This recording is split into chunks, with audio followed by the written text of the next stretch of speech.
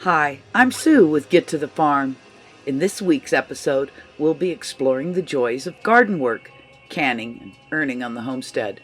Whether you're an experienced homesteader or just starting out, you'll find plenty of inspiration and practical tips to help you make the most of your land and resources. From planting and harvesting your own vegetables to preserving your bounty for the winter months, we'll explore tips to create a thriving garden and pantry. And if you're looking for ways to earn a living from your homestead, we'll also share some innovative ideas. So grab your gardening gloves and let's get started.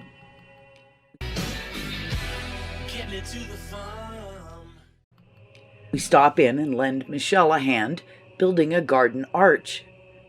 Cattle panels are handy for tomatoes, beans, cucumbers, or loofahs. Just another one of the great projects we can get learning with Michelle. The chicks and tomatoes move out at the Yorkshire Girls Farm in South Carolina.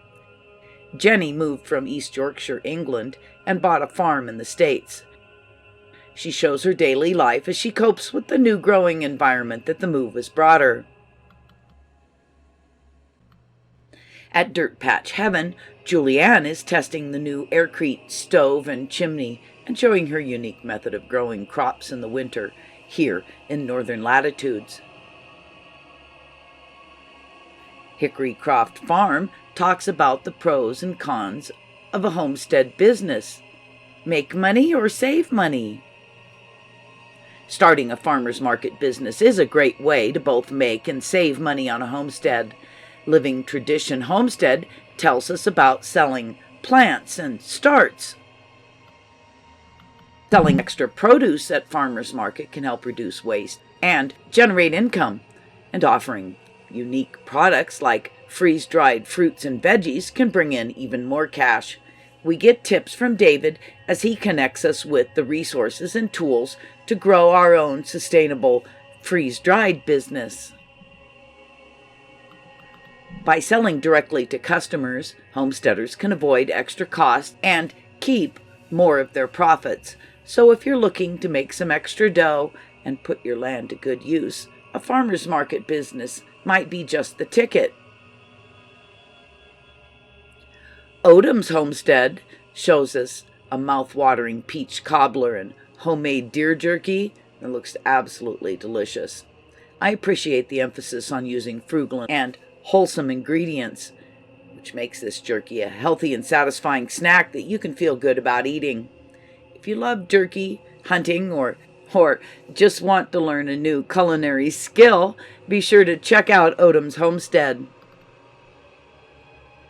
Back to Basics Homestead is putting up last year's garlic in oil. Garlic is easy to grow and harvest. It's recommended to plant garlic cloves in the fall, about 4 to 6 weeks before the ground freezes. During the winter months, the garlic cloves will experience a period of dormancy, during which they require consistent temperatures between 32 to 50 degrees Fahrenheit, 0 to 10 degrees centigrade, for several weeks. Cooling garlic bulbs in the fridge may not provide the necessary conditions for proper dormancy, as the temperature may not be consistent and the humidity may be too low, but you can always give it a try. It's best to plant garlic cloves directly in the ground at the appropriate time and allow them to experience natural winter conditions. This will give them the necessary temperature and humidity to promote proper dormancy and prepare them for spring growth. So you can try planting some garlic this spring, but grab some this fall and get started. Canning is an essential skill for any homesteader, as it allows you to preserve food for longer periods of time without the need for refrigeration or other modern preservation methods. By canning your own food, you can ensure you have a steady supply of fresh and nutritious fruits, vegetables, and other foods, even during the off-season. In addition to providing a reliable source of food, canning is a great way to save money and reduce waste. By preserving excess fruits and vegetables from your garden, you can avoid the need to buy expensive produce from the grocery store, and you can also reduce food waste by using up extra produce before it goes bad. Overall, canning is an essential skill for any homesteader who wants to be self-sufficient and self-reliant. By mastering this skill, you can ensure that you always have a supply of fresh and nutritious food on hand, regardless of season or availability.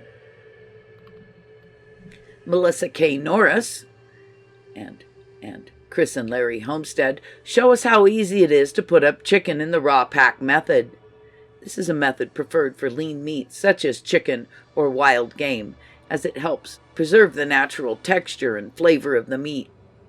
To raw pack meat, it's important to trim away any excess fat, pack the meat tightly into the jars, and process for the recommended amount of time in a pressure canner to ensure the meat is fully cooked and safe to eat.